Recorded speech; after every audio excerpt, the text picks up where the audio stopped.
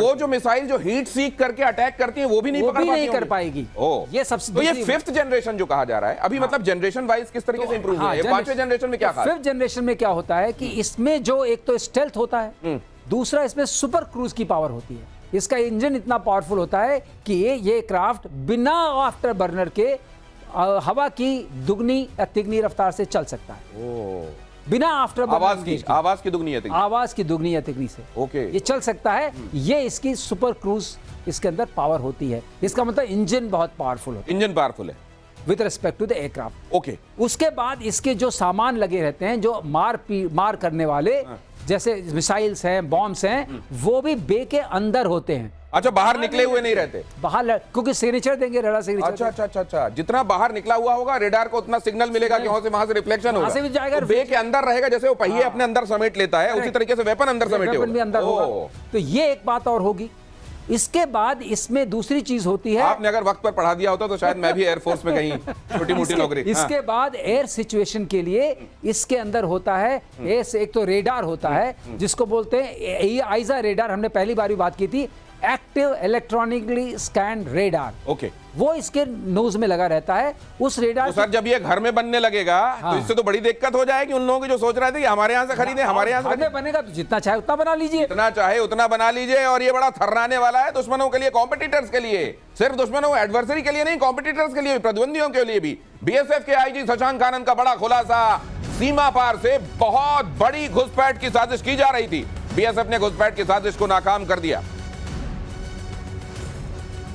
जब हम सीमा की निगरानी कर रहे थे और हमारे इलेक्ट्रॉनिक सर्वेलेंस इक्विपमेंट से हम सीमा की उस पार भी देख रहे थे, तो ये देखा गया कि पाकिस्तान की सियालकोट डिस्ट्रिक्ट के इलाके में, जो हमारे सांबा के ऑपोजिट लगता है, वहाँ पे एक बड़े समूह की मूवमेंट वॉच करी गई और लगातार उस मूवमेंट को हम ट्रैक करते रहे और वो जो ग्रुप था वो अंतर्राष्ट्रीय सीमा के नजदीक बढ़ता रहा।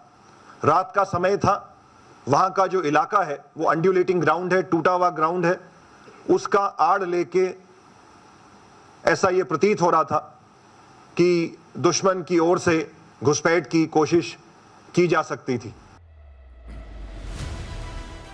तो एक बात आप और देखिए, ये बड़े महत्वपूर्ण रेवोल्यूशंस हैं, लेकिन इसको वक्त पर, सही समय आने पर एजेंसीज की तरफ से, हमारी एजेंसीज की तरफ से और सरकार की तरफ से एक के बाद दूसरा परत दर परत सामने आपके रखा जा रहा है। और इसीलिए तब वो लोग, जब हमारे कई समाचार आपके सामने आ रहे थे और वो उंगलियां उठ रही थी, उनको भी ये जवाब मिल रहा होगा। क्रमशः क्रमबद्ध तरीके से सही समय आने पर सूचनाएं दी जा रही हैं ऑफिशियल सोर्सेज से भी। लेकिन मैं इस पर आना चाहता हूं, घुसपैठ, इस दौरान जब ये सब चल रहा है, घुसपैठ की कोशिशें भी। देखिए, मैं आपको बताता हूं दिनेश, ऑपरेशन सिंदूर के दौरान एक बात हुई कि इंटरनेशनल बॉर्डर और लाइन ऑफ कंट्रोल के ऊपर फर्क हमने मिटा दिया। यानी कि जो पाकिस्तान के ऊपर हमला हुआ है, अगर 9 जगह हमला हुआ है तो 2 जगह इंपॉर्टेंटली जो इनिशियली हमला हुआ है वो इंटरनेशनल बॉर्डर के पार जाके हुआ है। हमारे प्लेटफॉर्म्स जो थे, हमारे हार्ड पॉइंट्स थे, चाहे वो ब्रह्मोस हमने मारी, चाहे मुरीद के में मारी, बहावलपुर में मारी, ये इसने इंटरनेशनल बॉर्डर पार करा। पाकिस्तान की तरफ से भी देखिए स्मगलिंग तो होती थी, अब इन्फिल्ट्रेशन भी वो कोशिश करेगा, क्योंकि इन्फिल्ट्रेशन का जो एंटी इन्फिल्ट्रेशन ग्रिड है, जो कि जम्मू और कश्मीर में है, लाइन ऑफ कंट्रोल करीब 750 किलोमीटर, राइट, वो इतना मल्टी लेयर्ड है कि वहां से घुसना मुश्किल है। इसलिए अब नेपाल से घुसाओ। नेपाल से आप नेपाल से आ सकते हैं, क्योंकि नेपाल से इतनी चेकिंग नहीं होती, तो पाकिस्तानी नेपाल से भी आते हैं। फिर कुछ लोग कोशिश करेंगे कि साहब ठीक है, जम्मू में आपने टनल बना दिया, आप टनल से आ गए, फिर कोशिश करेंगे कि साहब राजस्थान से कहीं से, पंजाब से कहीं, जहां जहां से इनको मौका लगेगा, ये भारत के अंदर अपने आतंकवादी और अपने लोग, अपने स्लीपर सेल घुसाने की कोशिश करेंगे, जो भारत के समाज में जाके सेट हो जाएं। आपको कुछ नहीं पता, एक बंदा आया, उसने चुपचाप से अपनी आधार कार्ड कहीं से जुगाड़ कर अपनी दुकान लगा दी। वहां पे उसने दुकान लगा दी। दुकान कहां लगाई है? बिल्कुल कैंटोनमेंट के सामने, और उसका कुछ काम नहीं है, छोटा सा कैमरा है, पूरे दिन रिकॉर्डिंग कर रहा है। ये भी एक बहुत बड़ी जासूसी का कारनामा है जो पाकिस्तान, अभी हम लोग ज्योति मल्होत्रा की बात कर रहे हैं, वो क्या कर सकती है? ज्योति मल्होत्रा के पास थोड़ा ना कोई टॉप सीक्रेट डॉक्यूमेंट है, लेकिन वो माहौल बनाना, पाकिस्तान की एक अच्छी छवि पेश करना। तो ये जो इन्फिल्ट्रेशन पूरा का पूरा हो रहा है, जिसके बारे में आप बात कर रहे हैं, ये इन्फिल्ट्रेशन भी उसी में एक पजल का एक पीस है कि किस तरीके से वो लोग अंदर आएंगे और किस तरीके से भारत के अंदर ये काम करने की कोशिश करेंगे। तो बहुत सारे टुकड़े आप देख रहे हैं जी। पजल का। अगर ये पीस आपने गौर से अगर ये सुना हो, आपके आसपास में समाज में आकर कहीं इस तरह का व्यक्ति खुद को स्थापित करने और फिर वहां से पाकिस्तान के लिए या दुश्मनों के लिए काम करने की कोशिश करेगा। इसीलिए प्रधानमंत्री कह रहे हैं कि ऑपरेशन सिंदूर सिर्फ सेना को नहीं लड़ना है, हम सबको मिलकर साथ में इसे अंजाम तक पहुंचाना है। ऑपरेशन सिंदूर से जुड़ी ये बड़ी खबर देखिए। बीएसएफ ने कहा पाकिस्तानी बंकरों को मशीन गन से उड़ाया गया। बीएसएफ के एक अधिकारी ने बताया कि हमले में इस्तेमाल की गई ये मीडियम मशीन गन 1 मिनट में 600 से 1000 राउंड फायर, 600 से 1000 राउंड 1 मिनट में फायर कर सकती है।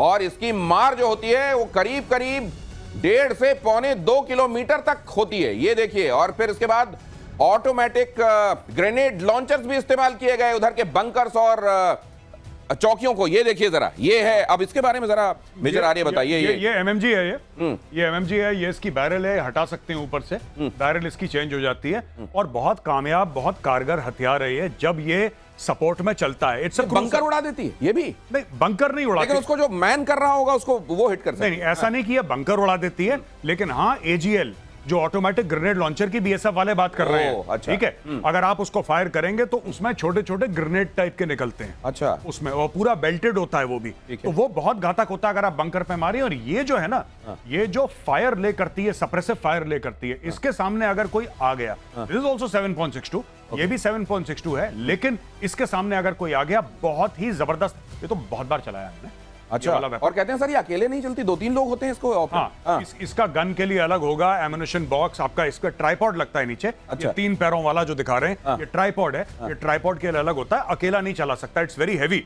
लेकिन इसका जो फायर पावर है बहुत ज्यादा है, बहुत ज्यादा फायर जो पावर। ऑफिसर इसके बारे में जानकारी दे रहे थे वो ये कह रहे थे कि 600 से 1000 गोलियां 1 मिनट में ये पानी की धार तक को रोक सकती है। इस तरीके का इससे गोलियां निकलती हैं, ये बता रहे थे। अब ये पानी की धार का तो मुझे नहीं पता है, लेकिन उधर खून की धार जरूर बह जाए। हाँ, ये पक्की बात है। और इसके अंदर इसीलिए क्योंकि इसका रेट ऑफ फायर इतना ज्यादा है, बैरल गर्म हो जाती है, इसलिए इसकी दूसरी बैरल, ये स्पेयर बैरल लेके चलते हैं कि जैसे ये गर्म हुई, हटाया, दूसरी बैरल लगाई, कैरी ऑन।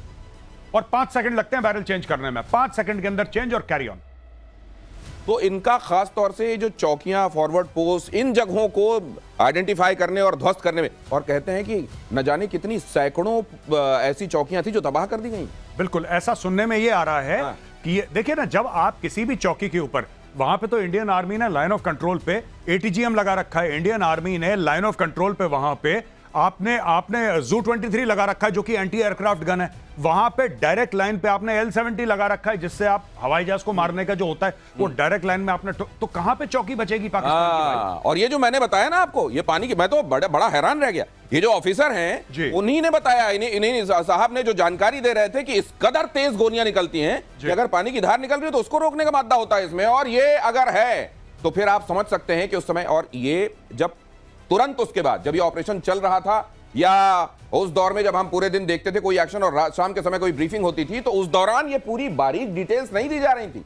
कहां कहां क्या हुआ ये नहीं बताया जा रहा था। अब धीरे धीरे करके ये सामने आ रहा है और आपको पता चल रहा है कि असल में पाकिस्तान को जितनी मार पड़ी हम समझ रहे थे उससे कहीं ज्यादा, और न जाने कहां कहां पर मार पड़ी। अब ये देखिए जरा, ऑपरेशन सिंदूर में बीएसएफ ने मार गिराए 413 ड्रोन पाकिस्तान के निशाने पर था फलौदी का एयरबेस। भारत के एयर डिफेंस सिस्टम ने पाकिस्तान के सभी ड्रोन को हवा में मार गिराया।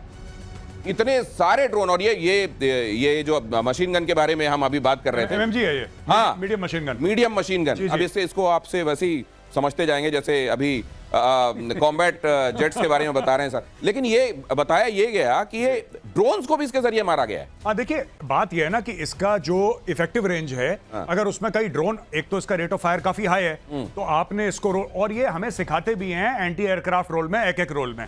अब इससे कोई 4th जनरेशन या 5th जनरेशन फाइटर प्लेन तो नहीं गिरने वाला है इससे, लेकिन हाँ, ड्रोन्स आर स्लो मूविंग। अगर स्लो मूविंग ड्रोन है या कोई भी ऐसा ऑब्जेक्ट है जो सामने से आ रहा है, एरियल थ्रेट है, और ये इसकी जद में आ गया, तो ये इसको निपटा देगा। दिनेश, ऐसा है कि जब हम निपटाते हैं, मैंने आपको एक बार पहले भी आपके शो बताया था कि जो जितने का टारगेट है, जितने पैसे का, उसको उतनी, अब ये अगर वो आपने $1000 का ड्रोन भेजा है मेरे पास, जिसका दाम 80,000 90,000 है, तो मैं उसको अपनी एक गोली से मारूंगा ना। नहीं, ये 2 रुपए वाली परिभाषा सर की बढ़िया है, उसमें अच्छे समझ में आएगा कि अगर 100 रुपए का उधर से कोई मान लीजिए एरियल थ्रेट आता है, तो इधर से 2 रुपए वाले हथियार से उड़ा देना चाहिए, तब तो पैसे वसूल तो है। ये अपना किया, ऊपर किया और मारा। लेकिन एक अस्त्र की बात नहीं हो रही जो कि शायद चला था। अच्छा। लॉइटरिंग म्यूनिशन है नागास्त्रा 1।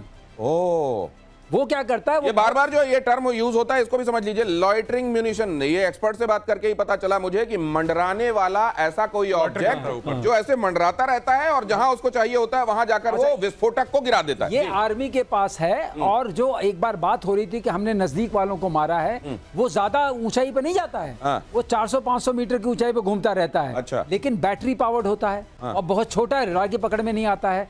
और जहां उसको आपने जीपीएस की पोजीशन दी या आपने उसको रेडार वाली पोजीशन दी, वो वहां आराम से घुस गया। गई वो चीज। तो ये आप कह रहे हैं कि इस तरह की बहुत सारी और बहुत सारा स्ट्रेटेजिकली हमको रिवील भी नहीं करना है, तो बहुत कुछ ऐसा है जो अभी आप चिंता मत कीजिए। ये सब रिवील है दिनेश, चिंता। अरे इतने में हालत खराब है तो जो अभी रिवील नहीं किया गया है। देखिए, रक्षा मंत्री राजनाथ सिंह ले सकते हैं बहुत बड़ा फैसला सुरक्षा के लिए। इनवार मिसाइल का ऑर्डर, अब ये क्या है सर बताइएगा जरा।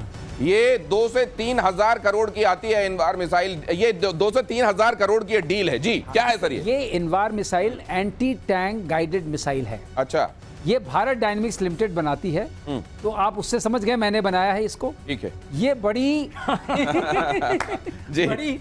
बड़ी अच्छी ये रशियन ओरिजिन की मिसाइल है। अच्छा। लेकिन अब पूरी तरह से इंडिजनाइज हो गई है और जितने नंबर में कहिए उतने में बना देंगे। तो सर ये ATGM, ये anti tank guided guided missile, तो ये जो है ये टैंक को मारने के लिए गाइडेड मिसाइल है। बख्तर उसके जो आर्मर्ड हिसाब किताब होता है। टैंक बख्तरबंद गाड़ी तो उससे आसान नहीं, मतलब टैंक जिसको ये कहा जाता है कि भेदा नहीं जा सकता, उसको भेद देने वाला ये मामला है। ये कम से कम 8 से 10 इंच का स्टील पेनिट्रेट कर जाएगी।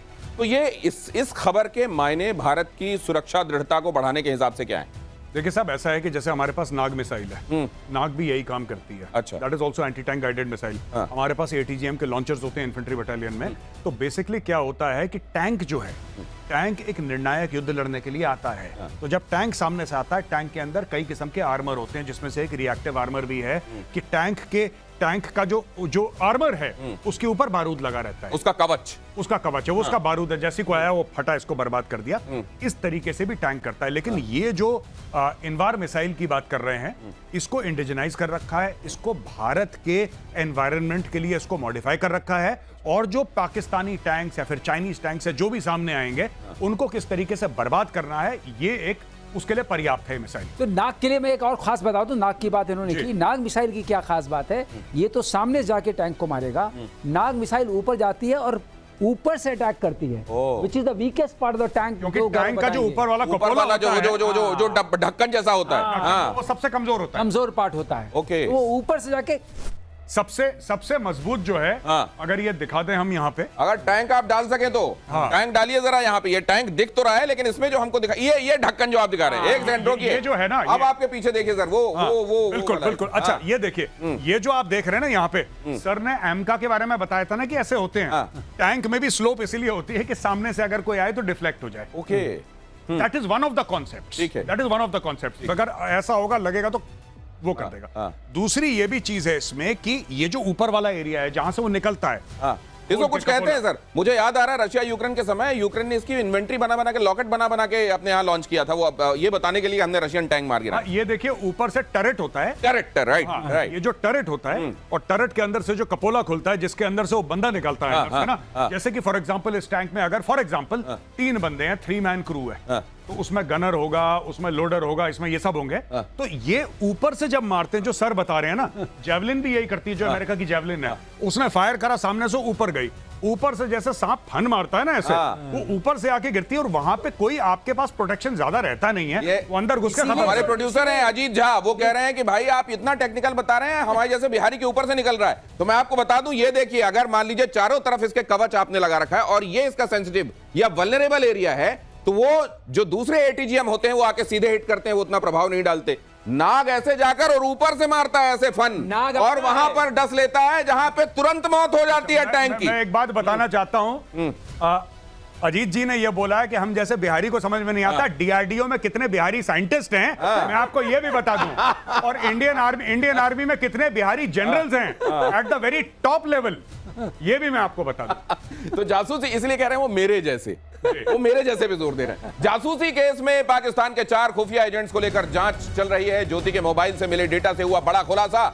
चारों एजेंट जासूस ज्योति मल्होत्रा के संपर्क में थे। गजब ही कर रही थी तो ज्योति हैं, ये तो मतलब ये केस स्टडी है एक, ये भारत के तमाम लोगों के लिए कि आप ऐसा अगर कहीं होते हुए देखें, अचानक किसी के पास पैसे आते देखें, अचानक उसके पैर धरती में पड़ते ना देखें, अचानक वो कुछ अजीब सा ही हो जाए, तो फिर सतर्क रहिए, क्योंकि हाँ बहुत सारे कह रहे हैं समाज में आके स्थापित होने की कोशिश में तो वैसे ही वो लोग लगे हुए हैं और दिखते भी ऐसे ही हैं आसपास के, इसलिए बहुत ज्यादा दिखने में विभेद नहीं होता, तो बहुत सावधान रहिए। ये लेकिन ये जाल सर जी, ये अगर मान लीजिए कि अब तो कार्रवाई हो रही है, निर्णायक हम देख रहे हैं जी, और थोड़ा लगता है कि चलिए अब वो जगह भी लगता है जहां अनएड्रेस थी वहां पे भी कुछ हो रहा है, 75 साल में क्या क्या हुआ होगा। नहीं बहुत ज्यादा। आप ये देखिए ना, 2016 में मंत्री थे किरण रिजिजू उस वक्त, तो उन्होंने पार्लियामेंट में बोला था कि हमारे देश के अंदर, it's available on the internet, आप गूगल पे चेक कर सकते हैं, कि 2 करोड़ से ज्यादा बांग्लादेशी भारत में घुस चुके हैं। ये 2016 की बात है। आज की तारीख में आप समझ लीजिए कि वो संख्या कितनी बढ़ गई होगी। और दूसरी चीज, पाकिस्तान की इन्फिल्ट्रेशन रूट, जब पाकिस्तान को यह पता लगा, बड़ी इंपॉर्टेंट बात बता रहा हूं, जब पाकिस्तान को यह पता लगा कि लाइन ऑफ कंट्रोल से हम लोग भारत में नहीं आ सकते, बड़ा मुश्किल हो गया है, 1000 बार कोशिश करें, हो सकता है 1-2 सफलताएं मिले, 999 फेल, उसने इंटरनेट का इस्तेमाल करके आम लोगों के दिमाग में जहर डालना शुरू कर दिया। अलकायदा का, इस्लामिक स्टेट का जहर इंटरनेट के थ्रू रेडिकलाइजेशन हुआ।